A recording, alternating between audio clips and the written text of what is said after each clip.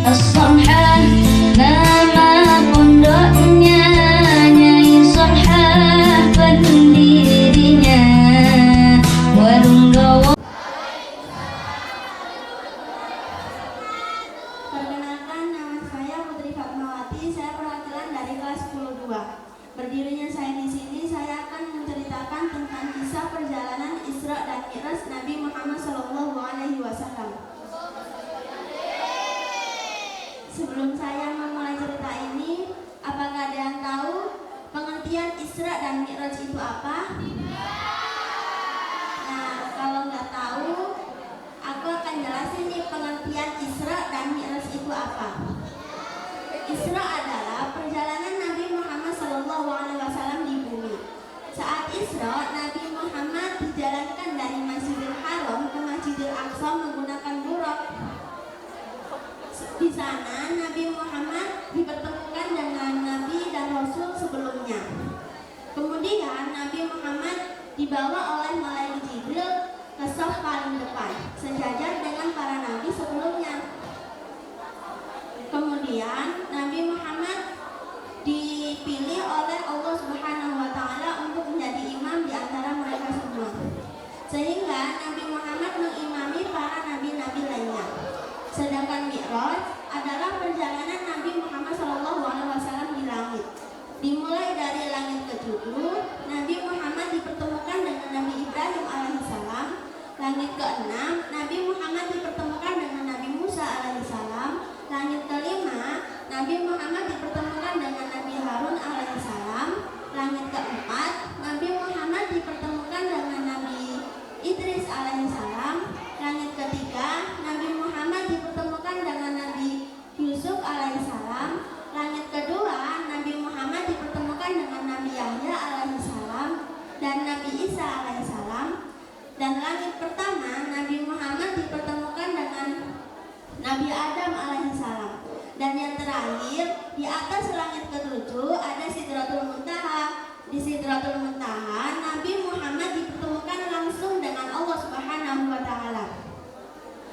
Setelah itu, Nabi Muhammad duduk dengan posisi seperti tahiyat akhir dan mengucap salam kepada Allah, yaitu at-tahiyatul mubarakatuh shalawatut thayyibatullah.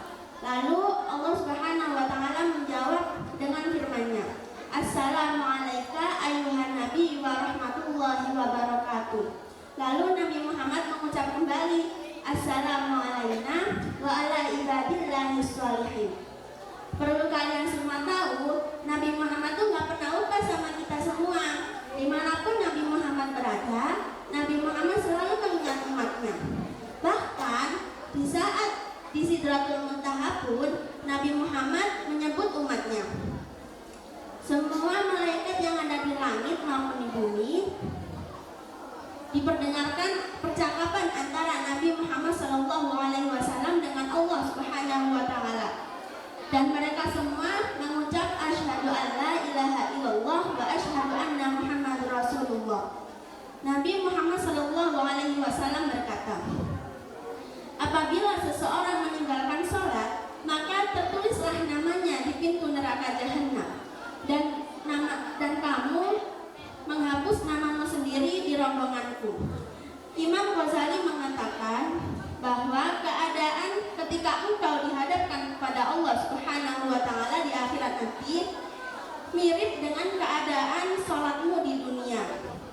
Adapun 3 hikmah yang dapat saya sampaikan dari kisah Isra dan Mi'raj ini. Yang pertama, Nabi Muhammad SAW adalah pemimpin para nabi. Ini menunjukkan bahwa Nabi Muhammad SAW memiliki kedudukan sebagai pemimpin para nabi-nabi lainnya. Yang kedua, pentingnya mempertahankan Masjidil Haram dan Masjidil Aqsa. Ini menunjukkan bahwa 2 kompleks masjid ini adalah unsur-unsur yang harus kita pertahankan keberadaannya. Dan yang ketiga atau yang terakhir adalah sholat adalah peraturan dari Allah Subhanahu wa Ta'ala yang sangat penting dan tidak dapat ditoleransi.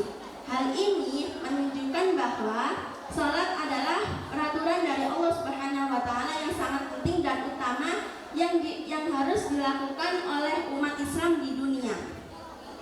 Nah, di akhir cerita ini saya berharap kita semua menjadi salah satu dari rombongan umat Nabi Muhammad SAW. Amin, Allahumma amin. Sebelum saya menutup cerita ini, saya ingin kita bersolawat bersama-sama. Bismillahirrahmanirrahim. Allahumma sholli wa sallim ala sayyidina wa maulana Muhammadin adada ma fi ilmillahi sholatan